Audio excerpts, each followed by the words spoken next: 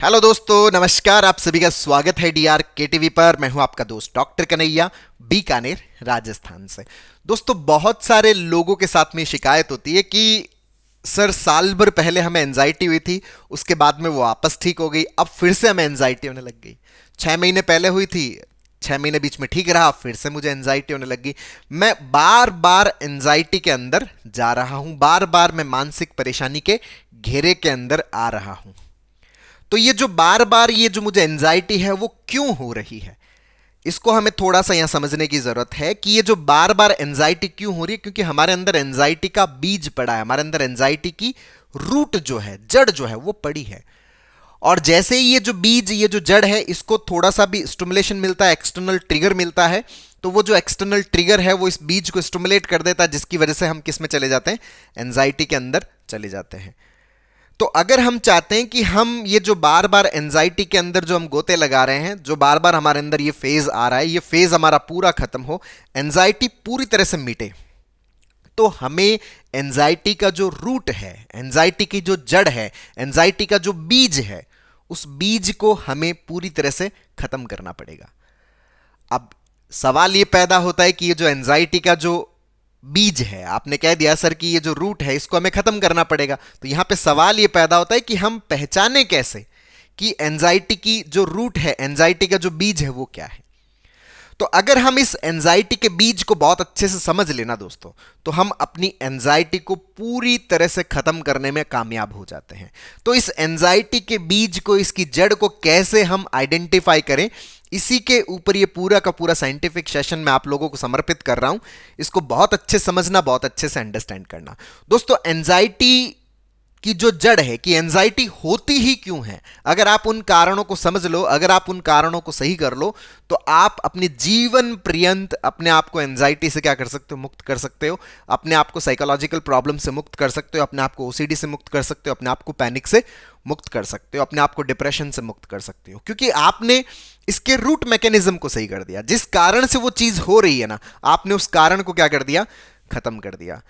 अब यहां पर कई बार यह प्रश्न भी उठ जाता है कि क्या सर, कारण को पूरी तरह से खत्म करना संभव है? कारण को पूरी तरह से खत्म करना संभव है। और कारण को खत्म करना किस तरह से संभव है?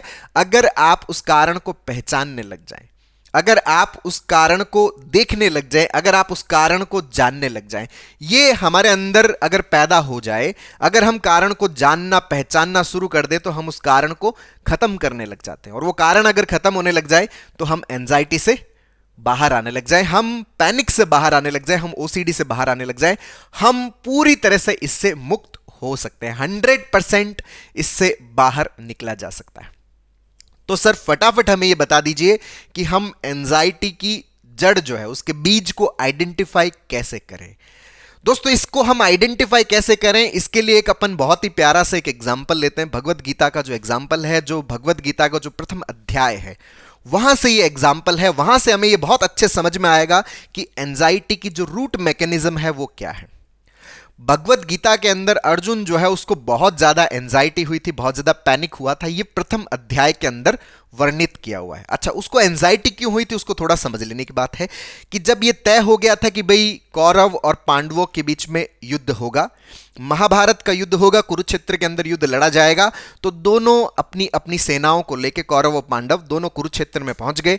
और कुरुक्षेत्र में पहुंचने के बाद में अर्जुन ने भगवान श्री कृष्ण को कहा कि हे माधव, मैं ये देखना चाहता हूं कि हमारे पक्ष से कौन कौन लड़ रहा है और हमारे विपक्ष से कौन कौन लड़ रहा है, तो मुझे ये दोनों चीजें जाननी है। तो कृष्ण क्या करते हैं कि अर्जुन को रथ जो है, अर्जुन का रथ, उसको दोनों सेनाओं के बीच में ले जाकर खड़ा कर देते हैं। अब अर्जुन अपने पक्ष वालों को देखता है और अपने विपक्ष वालों को देखता है। जब वो अपने विपक्ष वालों को देखता है, तो विपक्ष के अंदर वो ये देखता है कि अच्छा, मेरे सामने मेरे भाई है, वो भी युद्ध लड़ रहे हैं, मेरे सामने मेरे मामा है, वो भी युद्ध लड़ रहे हैं, मेरे सामने मेरे ताऊ है, वो भी युद्ध लड़ रहे हैं, मेरे सामने मेरे पितामह हैं, वो भी युद्ध लड़ रहे हैं, मेरे सामने मेरे गुरु हैं, वो भी युद्ध लड़ रहे हैं, मेरे सामने मेरे पौत्र हैं, मेरे पुत्र हैं, वो भी युद्ध लड़ रहे हैं। अच्छा, ये सब युद्ध लड़ रहे हैं, तो मुझे भी इन सब के खिलाफ युद्ध लड़ना पड़ेगा। अब मैं इन सब के खिलाफ युद्ध लड़ूंगा तो इन सब की हत्या हो जाएगी, ये सब मर जाएंगे। अच्छा, ये मर जाएंगे तो मुझे इनका जो, मेरी जो कुल है, उस कुल की हत्या का मुझे क्या लगेगा, पाप लगेगा। तो अर्जुन ने जब ये सब देखा तो ये सब देख के उसको बहुत ज्यादा घबराहट होने लग गई, ये बहुत ज्यादा बेचैनी होने लग गई कि मुझे अपनों के खिलाफ लड़ना पड़ेगा। अब यहां पर अर्जुन को घबराहट क्यों हुई इसको समझ लेना दोस्तों बहुत अच्छे से। यहीं पर एंजाइटी का जो रूट है ना, एंजाइटी का जो जड़ है वो यहीं पर मौजूद है।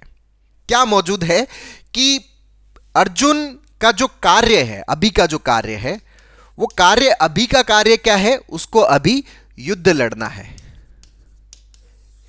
ये उसका कार्य है, ये उसका एक्शन है। लेकिन उसका जो चाहत है, उसकी जो इच्छा है, इच्छा उसकी क्या है कि वो अपनों के खिलाफ लड़ना नहीं चाहता।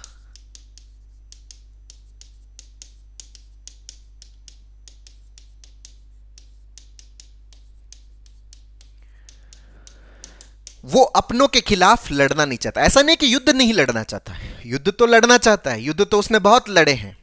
लेकिन यहां पर यह है कि वो अपनों के खिलाफ युद्ध लड़ना नहीं चाहता। ये उसका सिद्धांत, ये उसकी चाहत, ये उसकी इच्छा है। लेकिन अभी उसको करना क्या पड़ रहा है, उसको एक्शन क्या लेना पड़ रहा है, उसका अभी का बिहेवियर क्या है। उसका बिहेवियर अभी का यह है कि उसको यह युद्ध लड़ना पड़ेगा। जीवन में जब ऐसी स्थिति आती है कि हमारा जो एक्शन, हमारा जो बिहेवियर और हमारी जो इच्छा है वो एक दूसरे के विपरीत होती है, कि इच्छा तो हमारी कुछ और है लेकिन परिस्थितिवश हमें अभी जो कार्य करना पड़ रहा है वो अपनी इच्छा के खिलाफ करना पड़ रहा है, तो उसके कारण हमारे अंदर क्या पैदा होती है, एंजाइटी पैदा होती है। मतलब जीवन में जब ऐसी स्थिति आ जाती है कि जब इच्छा आपकी अलग हो और कार्य आपका अलग हो, आपका बिहेवियर अलग हो, जब दोनों चीजें अलग अलग होती है तो उसके कारण हमें क्या होती है, तकलीफ होती है। क्योंकि आपने अपने दिमाग के अंदर जो सिद्धांत बना रखे हैं आप उन्हीं के अनुसार कार्य करना चाहते हैं, और अगर आप अपने सिद्धांतों के अनुसार कार्य नहीं कर पा रहे तो आपको यहां पर क्या होती है, बहुत ज्यादा तकलीफ होती है, बहुत ज्यादा पीड़ा होती है। अब हमारे साथ में जीवन में हो जाती है कि मेरी इच्छा तो है कि मैं आरएस ऑफिसर बन के कार्य करूं, लेकिन मान लीजिए कि मेरी जो परिस्थितियां वर्तमान की, उन परिस्थितिवश मुझे अध्यापक बनना पड़ गया।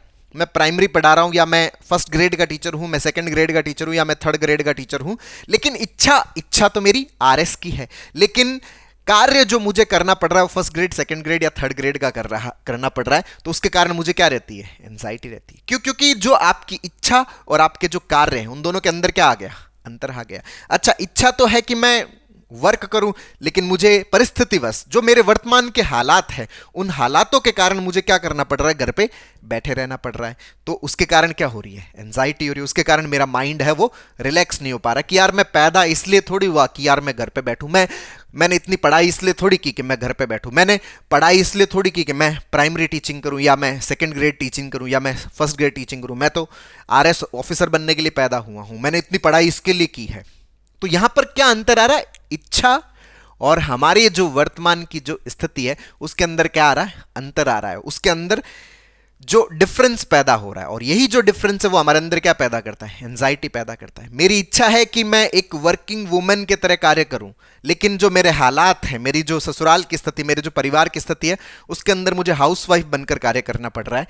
अब मेरे अंदर क्या है कि हर वक्त घुटन सी महसूस होती रहती है, हर वक्त बेचैनी से महसूस होती रहती है, क्योंकि मैं अपने जो वर्तमान की जो परिस्थितियां हैं उसको मैं कंटिन्यूअसली अपनी इच्छा के अकॉर्डिंग बदलने का प्रयास कर रहा हूं। मैं अपनी वर्तमान की परिस्थितियों को पसंद नहीं कर रहा, मैं इसको चाह नहीं रहा, मैं अपनी इच्छा है उसको बहुत ज्यादा तवज्जो दिया हूं। इसके कारण से मेरा जो वर्तमान है मैं उस वर्तमान को पसंद नहीं कर पा रहा, उसको मैं कंटिन्यूअसली क्या कर रहा हूं, रिजेक्ट कर रहा हूं, उसको कंटिन्यूअसली मैं उसका क्या कर रहा हूं, विरोध कर रहा हूं। लेकिन जो हालात पैदा हो रखे हैं उन हालातों के कारण मुझे मेरी परिस्थिति के अनुसार, वर्तमान के अनुसार एक्शन लेना पड़ रहा है। तो ये एक्शन मैं क्या कर रहा हूं, जबरदस्ती ले रहा हूं, बस करना पड़ रहा है। बस क्या है कि ठीक है, घर वालों की ड्यूटी निभानी पड़ रही है, बस वो पढ़ाना पड़ रहा है, बस वो कार्य करना पड़ रहा है। नहीं, मैं तो उस कंपनी में ही कार्य करना चाह रहा था, लेकिन यहां पर कार्य करना पड़ रहा नहीं, मैं तो उस सिटी के अंदर ही कार्य करना चाह रहा था, मुझे इस सिटी के अंदर कार्य करना पड़ रहा है। नहीं, मैं तो फॉरेन के अंदर ही काम करना चाह रहा था,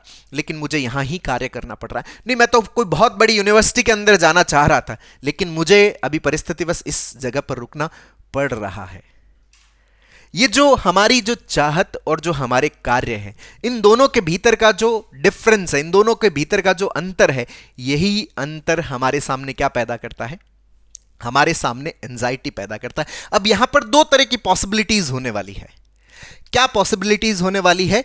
एक पॉसिबिलिटी तो यह होती है कि हम अपनी जो इच्छा है ना,